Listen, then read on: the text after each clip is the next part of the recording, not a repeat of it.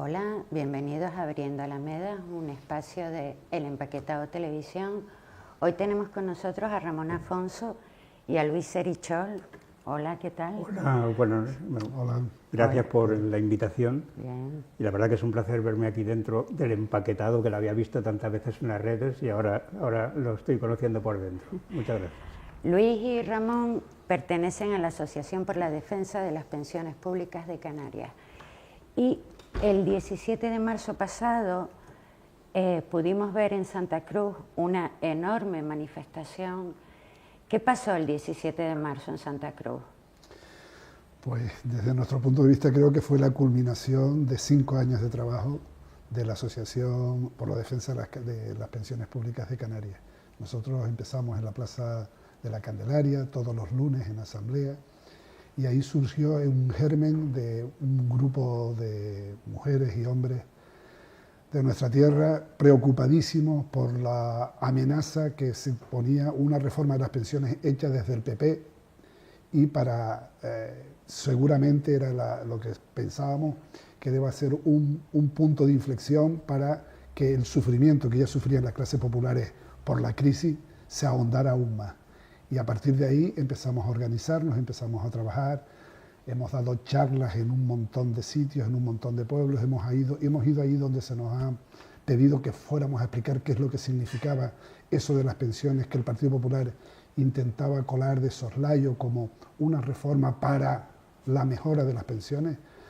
Y este 17 de marzo, previo el paso por el 22 de febrero, que fue, digamos, el punto culminante de un proceso de lucha y de concienciación de nuestra gente, pues fue eso, fue la expresión de un pueblo que ya no traga con todas las mentiras que desde el Partido Popular se han vertido en el proceso de las pensiones.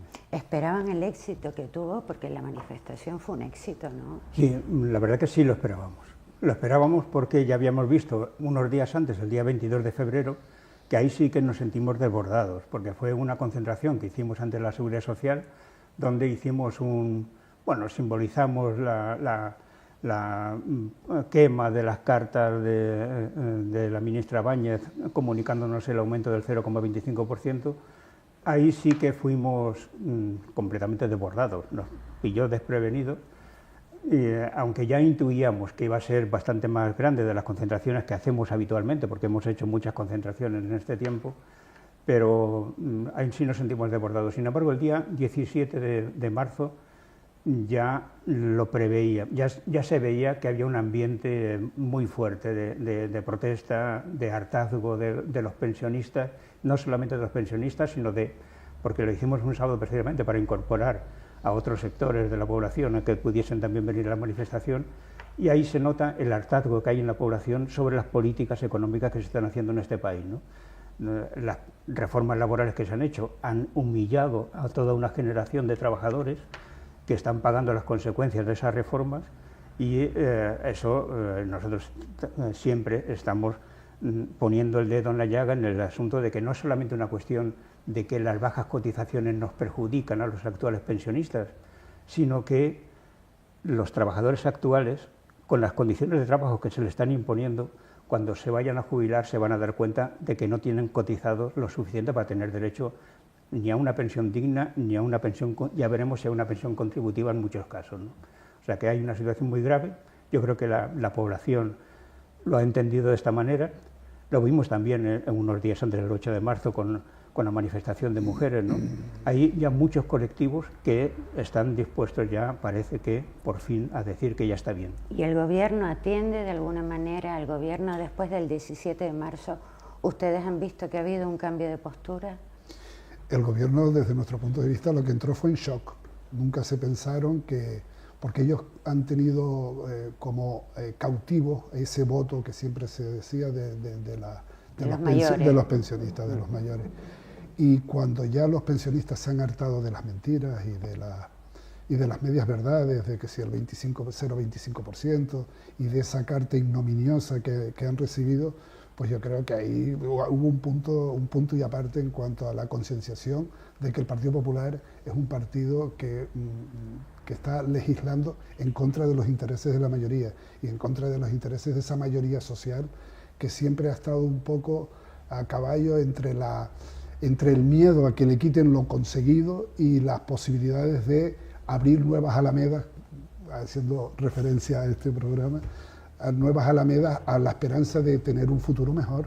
Y en eso es lo que estamos y en lo que está la gente muy decidida en seguir, desde nuestro punto de vista, combatiendo para conseguir mayores cotas de bienestar social. De todas formas, parece que el gobierno juega un poco a la confusión, porque la respuesta ha sido una pedrea, un alza del 3% a las pensiones mínimas, un 1,5% para quienes llegan a 700, un 1% inferiores a 850, todo muy confuso, bueno, ¿no? Sí, es todo muy confuso. Como decía Ramón, ha habido una conmoción en el Partido Popular, ¿no? Una conmoción que empieza después de esas concentraciones que hicimos el día 22 de febrero, eso obligó a Rajoy a presentarse en el Congreso voluntariamente, entre comillas, para intentar hacer públicas algunas medidas, para intentar dividir a los pensionistas, para intentar que volviesen a casa y para intentar recuperar eso que se le estaba yendo, ¿no? A ver, ¿por dónde iba? Que Rajoy se vio presionado a dar respuestas, ¿no? Se vio absolutamente... Rajoy fue absolutamente forzado por la presión que había observado en los pensionistas y de ahí se derivó unos acuerdos con Ciudadanos por los que Ciudadanos, bueno, ahí hubo bronca entre el gobierno y Ciudadanos porque Ciudadanos convocó una rueda de prensa antes que el gobierno hiciese público las medidas que habían acordado y anunció un aumento de un 2% en las pensiones mínimas, Ciudadanos atribuyéndose a sí mismo la capacidad de presión sobre el Partido Popular que había hecho variar la posición que tenía el Partido Popular sobre las pensiones. Eso cabreó bastante al Montoro, al gobierno, y en el Consejo de Ministros inmediatamente posterior, pues las medidas superaron lo que habían acordado con Ciudadanos. Ellos dijeron que un 2% no, que un 3% y otra serie de medidas, ¿no? Lo que está claro es que ha sido la movilización de los pensionistas lo que ha hecho que empiecen a buscar dinero donde antes decían que no había.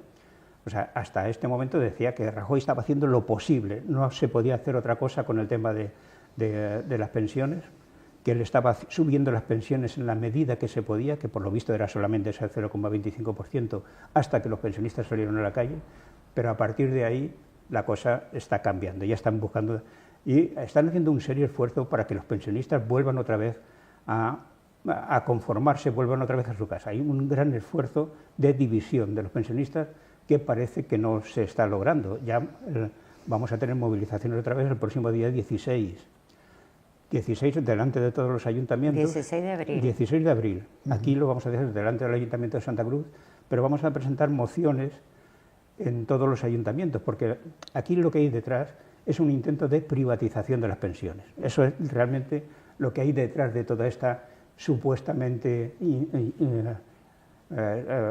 inviabilidad del sistema público de pensiones. Lo que hay es que hay unas grandes presiones del sistema financiero para que gran parte de los 120.000 millones de euros que mueve todos los años las pensiones públicas vayan hacia el sector privado, ¿no? Y eso es lo que nos estamos jugando aquí. Y no sé qué... ¿Y cuál sería la solución? Porque si lo que nos estamos jugando es esto, y el PP y Ciudadanos lo que dan son migajas, ¿cuál sería la solución para blindar las pensiones?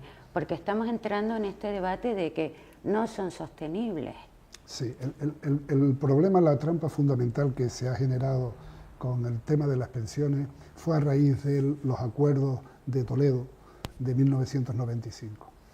Hasta ese momento las cuentas de la Seguridad Social estaban incluidas dentro de los presupuestos generales del Estado como una más, como la sanidad, como la educación, como la defensa, como el servicio consular, todo este tipo de cuestiones estaba dentro de la misma caja. Con la excusa de que para que no se politizara el tema de la cuestión, que era una cuestión tan fundamental y donde había un superávit muy grande, porque fue en la parte del ciclo económico alto, ¿no? De que había bastante acumulación de excedentes de cotizaciones, se pensó que esa era la fórmula idónea para que no estuviera las pensiones al albur del gobierno de turno y por lo tanto estuvieran ancladas en la Constitución de alguna manera. Lo que ya sabemos es que el anclaje en la Constitución está cogido con los pelos en el título primero, ¿no? El artículo 50, donde nos dice que el derecho a las pensiones públicas. Sin embargo, esa brecha que se abrió en el Pacto de Toledo se consuma definitivamente con la primera reforma que hace Zapatero, donde se encarece, se abaratan las pensiones, se alarga el tiempo para tener derecho a la pensión y una serie de condicionantes que se consuman definitivamente en la reforma del 2013 de Mariano Rajoy. A raíz de ahí, lo que surgen y todos los informes que ellos han aportado son informes basados en medias verdades y en muchas grandes mentiras, ¿no?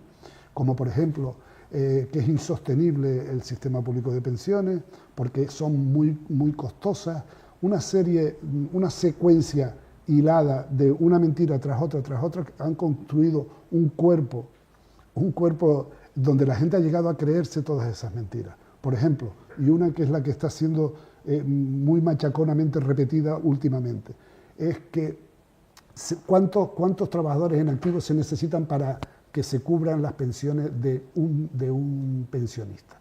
Y en esto vuelven a acudir ellos a que se necesitarían 2 o 3, y esa es la mentira más importante de todo este tema de las cuestiones. La cuestión de las pensiones no es quién ni cuántos productores crean la riqueza. Lo importante en este caso es que se cree la riqueza y que esa riqueza se reparte y se distribuye equitativamente. ¿Qué es lo que no está sucediendo? ¿Qué es lo que no está sucediendo? Claro. Esa es la gran mentira. Esa es la gran mentira en cuanto a las pensiones. Dinero, claro que hay. Hay dinero para la salud, hay dinero para la sanidad. Para defensa, para la Casa Real, para las policías. El problema es que al separar las cuentas y solamente la seguridad social nutrirse de las cotizaciones de trabajadores y empresarios, condenaron a los pensionistas a tener un sistema equilibrado en cuanto a entradas, a gastos y entradas, ¿no? Entonces, por lo tanto, lo que hacían es el único estamento del Estado que le han obligado a tener equilibrados sus presupuestos. Sin embargo, los gastos, como acabas de decir, en el ejército son deficitarios, todos los sistemas son deficitarios y lo único que pretenden que sea igualitario es el sistema público de pensiones. Esa es la falacia en la que han basado toda su función. Nosotros desde la plataforma y desde la coordinadora lo que decimos es que el sistema público de pensiones tiene que financiarse al igual que otros sistemas del Estado y si es necesario, si no se cubren con las cotizaciones de empresarios y trabajadores, pues se deben de cubrir, como cualquier otro sistema de la administración, con los impuestos a través de los presupuestos generales del Estado. ¿Por qué hay tanto temor en aplicar impuestos para nutrir las pensiones? ¿Por qué? Bueno, porque es muy impopular el tema de los impuestos muchas veces, ¿no?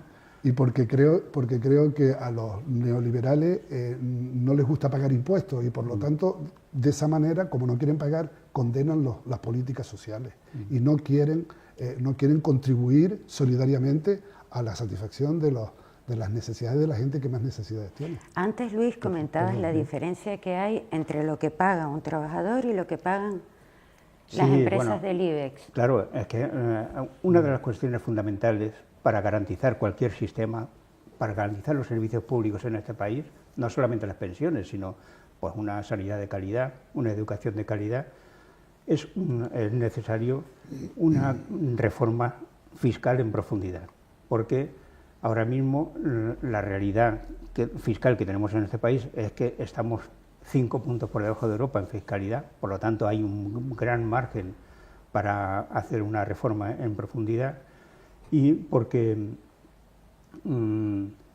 ahora mismo, lo que comentábamos antes, cualquier trabajador paga bastante más impuestos de su salario que las empresas del IBEX, por ejemplo, las empresas del IBEX, según decía Montoro hace muy poco tiempo, están pagando un 7%. Y eso lo decía él porque, bueno, que tenía que presionar un poco más. Están pagando un 7%. Porque hay se va por las cañerías de la evasión fiscal, de la corrupción, de un montón de dinero, se va mucho dinero de impuestos que deberían nutrir al presupuesto, a los presupuestos del Estado y no aparecen. Entonces, claro que hace falta una reforma fiscal. Y frente a ese 7% del IBEX, el trabajador... El trabajador está pagando, pues entre los mínimos pagan un 8% y hasta un 20 y tantos por ciento pagamos, la mayoría de pensionistas estamos pagando, porque los pensionistas también pagamos.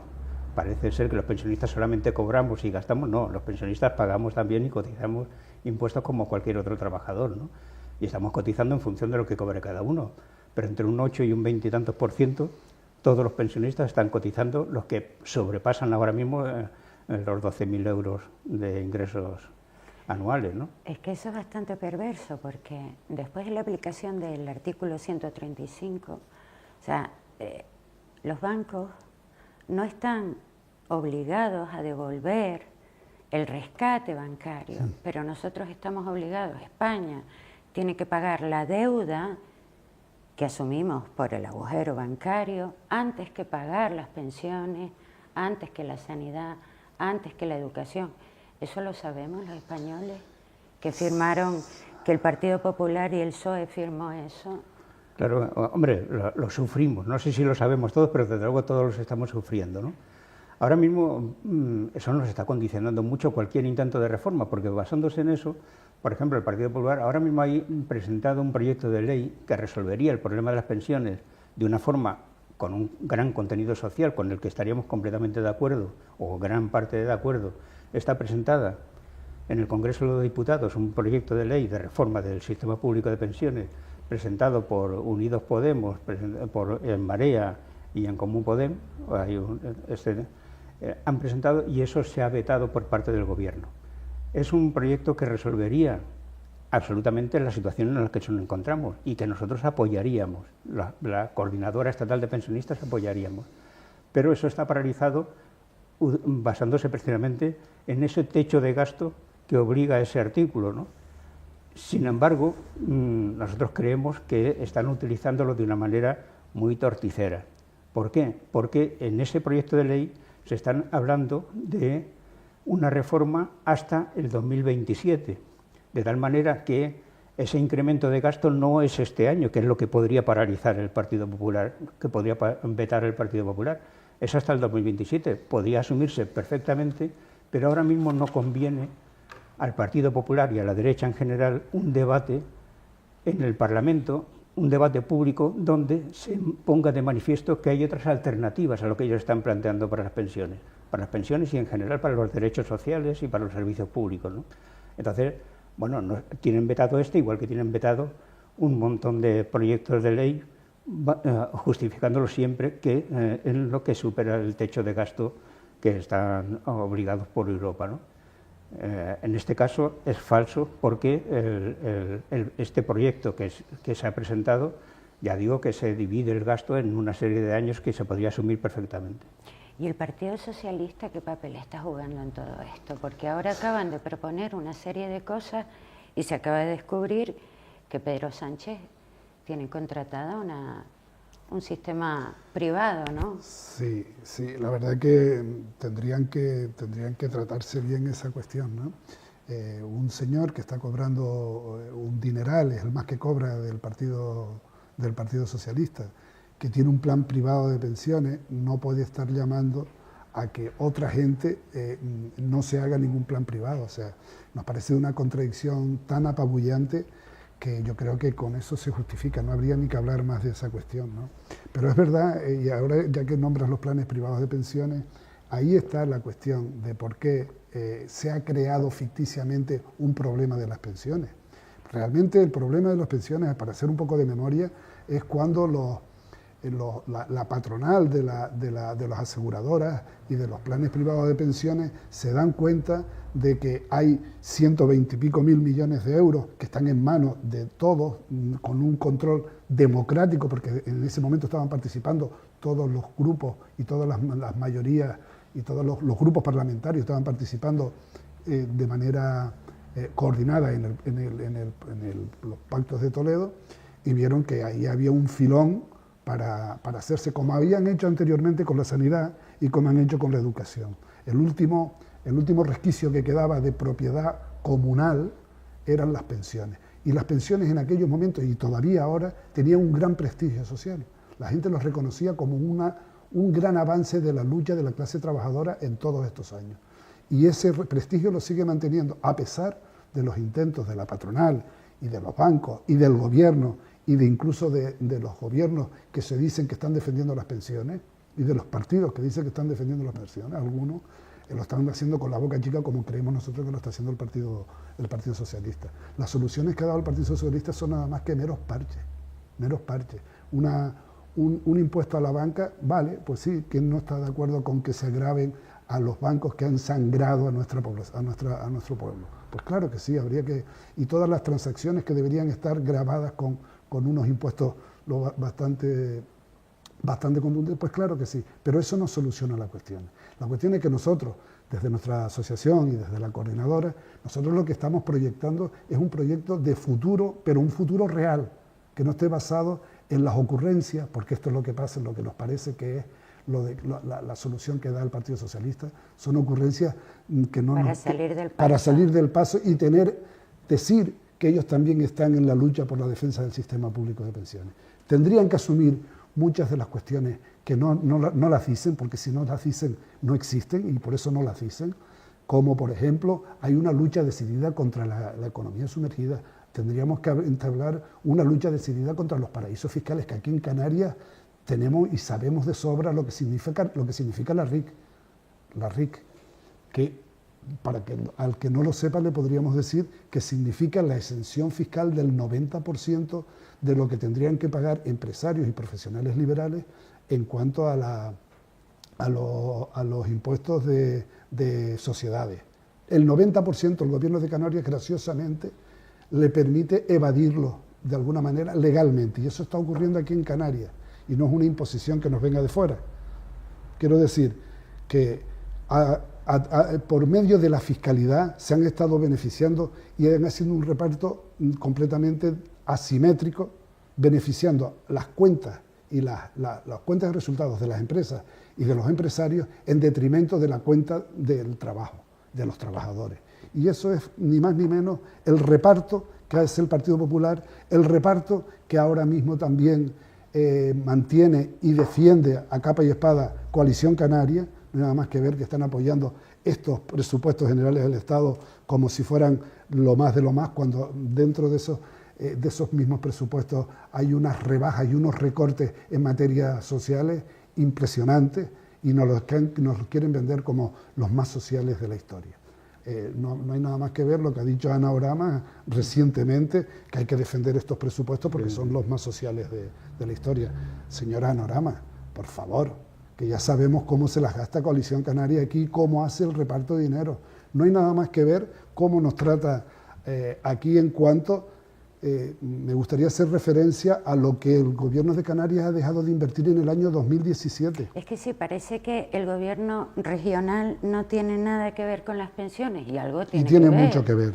Algo tiene que ver. Por lo menos, ya no tan solo el voto a estos presupuestos, que por cierto, es lo que ha planteado Mariano Rajoy en el Congreso de los Diputados, es un chantaje antidemocrático a todo el Parlamento español, y nadie ha salido, o deberían haber salido con mayor virulencia a contestar esa manera de actuar políticamente, que ya lleva mucho tiempo haciéndolo Mariano Rajoy, chantajeando a la soberanía popular, ni más ni menos. Y antes decía Ramón que el gobierno de Canarias dejó de invertir, de gastar en estos presupuestos una cantidad muy importante de dinero, ¿no? Sí, la consejera de Hacienda, Rosa Dávila, y el presidente del gobierno han salido últimamente a la palestra sacando pecho, diciendo que ha habido un superávit, como si el gobierno de Canarias, como si los gobiernos tuvieran que tener superávit, como si fuera una empresa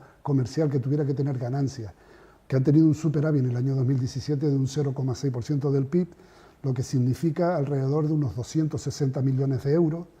Y por otra parte, desde Europa se le ha permitido en el año 2017 al Gobierno de Canarias también endeudarse en hasta unos 260 millones también. Con lo cual el Gobierno de Canarias en el año 2017 ha dejado de invertir en nuestra tierra y en nuestra gente nada más y nada menos que 500 millones de euros.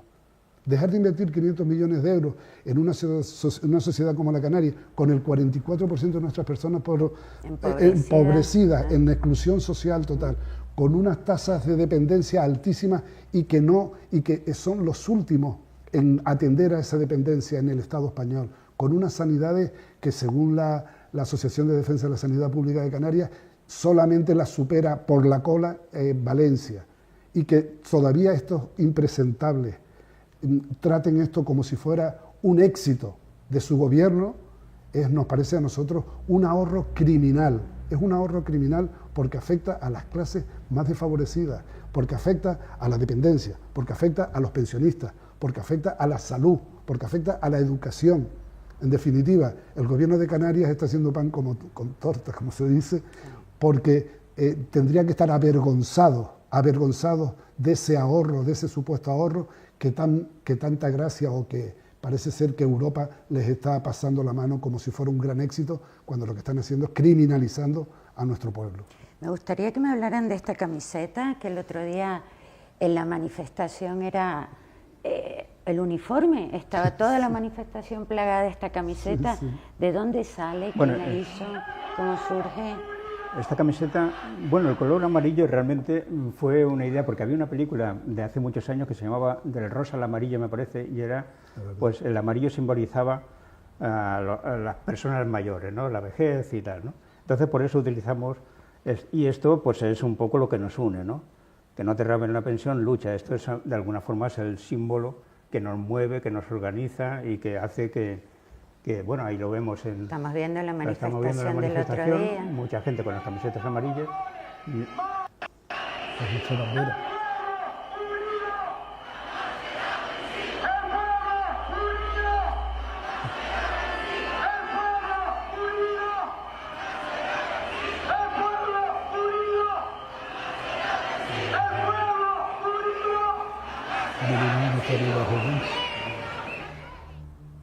Muy bien, muy bien. Se van a encontrar con esto dentro de nada otra vez en la calle. Ay. ¿No? Se van a encontrar otra vez con este pollo montado. Sí, bueno, el día 16 volvemos a salir a la calle y está previsto el día 30 volver otra vez a hacer otras concentraciones en todo el Estado y la idea que tenemos es que haya una gran movilización en mayo. O sea que vamos a seguir los pensionistas, porque ahora ya para los pensionistas no se trata de que nos suban o no nos suban el 0,25, ahora ya no va, porque Rajoy piensa que con este 3% que sube a las pensiones mínimas pues ya está acabado el problema, por lo menos, y no, ya no va el problema de que te suban 10 o 14 euros un poco más al mes. Ahora la cuestión es mucho más seria, ya estamos exigiendo una tabla reivindicativa que solucionaría el problema de una forma definitiva, porque lo que no queremos es estar cada año viendo a ver qué nos dan, ¿no? Qué nos toca ese año. Entonces tenemos una tabla reivindicativa que daría solución a largo plazo al tema de las pensiones, porque si ahora preguntas a cualquier persona que esté trabajando, y sobre todo a la gente más joven, te va a decir, cuando le preguntas qué piensan ellos de su pensión, te van a decir que es que ellos no van a cobrar pensión. Hay una tremenda desconfianza en el futuro de las pensiones públicas y eso es lo que tenemos que... No se puede permitir no se puede permitir. Eso, ¿no? Nosotros tenemos que conseguir que la gente que está trabajando hoy tenga la plena seguridad de que cuando se jubile va a tener unas pensiones decentes, que le van a permitir vivir con dignidad. Eso es una garantía que tenemos que conseguir para nosotros, para la gente que está trabajando y para nuestros hijos y para nuestros nietos, para el futuro. Y en esa lucha estamos empeñados. Nosotros estamos planteando medidas mucho más allá de lo que hasta ahora, pues no solamente queremos volver a recuperar el mantenimiento del poder adquisitivo, lógicamente, que las pensiones se suban de acuerdo con lo que sube la vida, pero también queremos que estas pensiones indignas, las pensiones mínimas, las pensiones no contributivas, todas se vayan equiparando al salario mínimo interprofesional y que el salario mínimo interprofesional suba también a parámetros europeos. La Carta Social Europea entiende que para vivir con dignidad en Europa se necesitan 1.080 euros mensuales y ya estamos lejísimos porque aquí, concretamente en Canarias, tenemos casi 45.000 pensiones no contributivas que están cobrando 360 euros y luego, sin hablar de las pensiones de viudedad. Querría hablar de eso, de la brecha de género en las pensiones, que es brutal, ¿no? Sí, a pesar de que el artículo 14 de la Constitución dice que proclama el derecho a la igualdad entre hombres y mujeres y que hay una ley orgánica del 22 de marzo donde habla de una efectiva igualdad entre hombres y mujeres, lo cierto es que no es real. Hay una brecha muy potente, hay una diferencia entre los ingresos de un 12% a favor de los hombres, ¿no? ¿Y esto qué significa? Pues nosotros de nuestra plataforma sí que tenemos soluciones para esta cuestión. La incorporación al mercado de las mujeres es imprescindible, pero hay que incorporar a la mujer con trabajos dignificados y con trabajos dignos, con salarios dignos y estables, ¿no? En las medidas en las que se está haciendo en estos momentos el tratamiento a las ayudas a terceras personas, lo llamado el sector de cuidados a terceras personas. Sí. Fíjense ustedes, si la OIT dice que si se lograra bajar un 25% esa brecha salarial entre hombres y mujeres, que repito, que la brecha salarial está muy por encima de la brecha de los parámetros europeos y en Canarias muy por encima de la media nacional, si lográramos rebajar un 25% de esa brecha salarial, se incorporarían automáticamente al mercado de trabajo 500.000 mujeres. 500.000 mujeres. Y eso a la economía nacional, a la economía del Estado, significaría unos ingresos netos a la economía de más de 37.000 millones de euros. 37.000 millones de euros. O sea, que hay lleva aparejado, exacto, se pueden hacer cosas. Eso mismo lleva aparejado unos ingresos fiscales de 11.000 millones de pesetas, de euros. Lo que pasa es que este gobierno tratan, como siempre, estos temas de la brecha salarial, no hay nada más que oírlo de Mariano Rajoy, eso no toca. Eso no toca, no toca ahora. Pues nosotros creemos que uno de los argumentos que nosotros tenemos para decir que el problema de las pensiones es un problema creado políticamente, uno de los argumentos es lo de la brecha salarial, porque esto es uno de los argumentos más potentes para que efectivamente se luche verdaderamente contra esa brecha salarial que están sufriendo las mujeres y con un incremento que iría directamente al PIB, es decir, con estas medidas que marca la OIT, que no las marcamos nosotros, es la OIT, la Organización Internacional del Trabajo, dice que con estas medidas, simplemente con estas medidas, con esta lucha en un proceso progresivo de pocos años, se pueden aumentar un 1,9% puntos del PIB.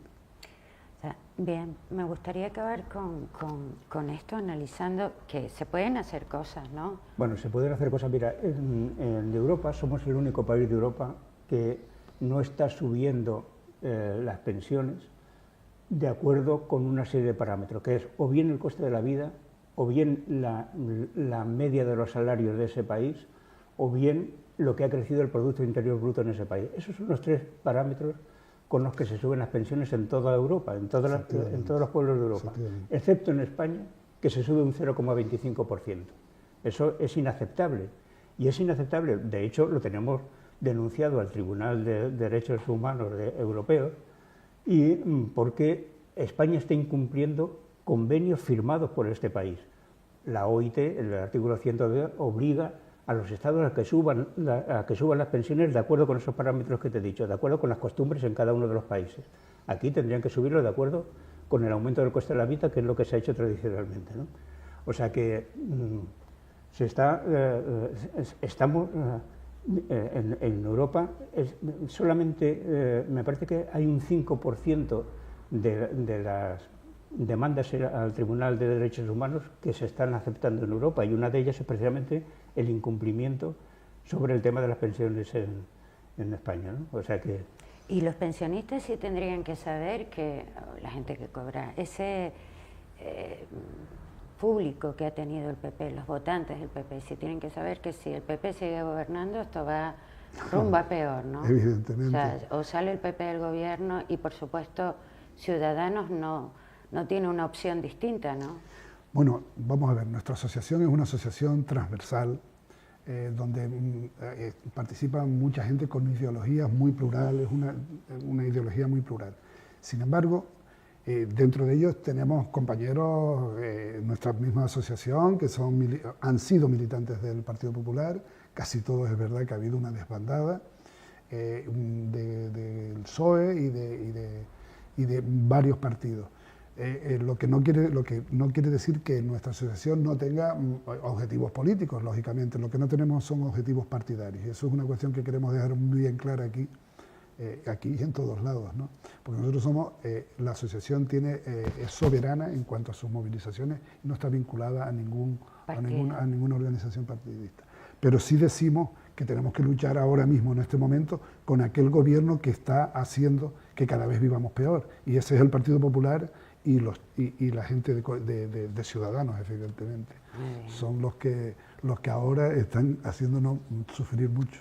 Hombre, nosotros entendemos que no se puede votar a partidos que no crean en los derechos sociales, que no crean en los servicios públicos. Y eso está claro que tanto el PP como el Ciudadanos, que lo está apoyando, en este momento están apostando por la privatización de todos esos servicios públicos, ¿no?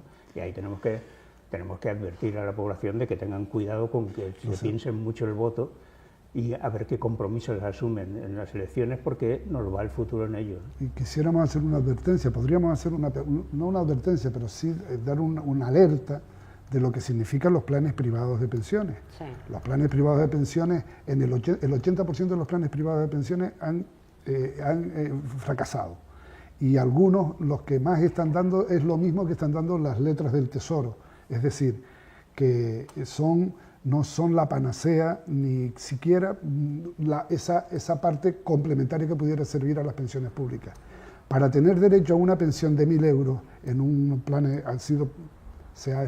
estudio está hecho así de esa manera, porque son de capitalización, no tiene que cada uno pagar de su bolsillo esas cantidades. Para una pensión de 1.000 euros, cuando se jubilen, después de 35 años dejando ese dinero al albur del gestor que invierta donde lo quiere invertir, se necesitan 240.000, ahorrar 240.000 euros. 240.000 euros.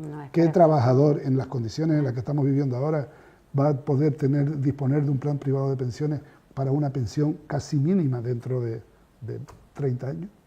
Sí, la verdad que no salen. Es una advertencia que queremos hacer porque es real, o sea, si tienen algún familiar que haya tenido un plan privado de pensiones, pregúntenle que cuánto al final ha podido rescatar. De acuerdo. ¿Cuánto han podido rescatar de ese plan privado de pensiones? Pues muchísimas gracias por haber venido al programa. La verdad que nos queda mucho más claro el asunto de las pensiones. Gracias Luis, gracias Ramón y hasta la próxima. Gracias a ustedes y al empaquetado.